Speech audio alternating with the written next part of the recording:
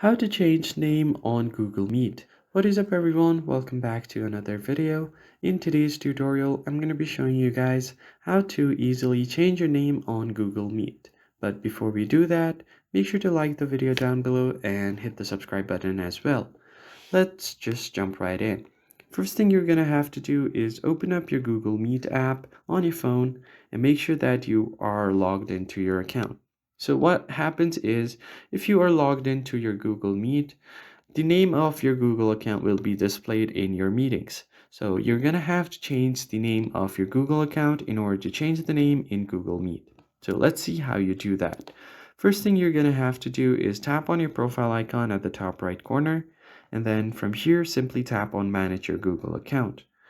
Your Google Manager will be opened right here on a new place.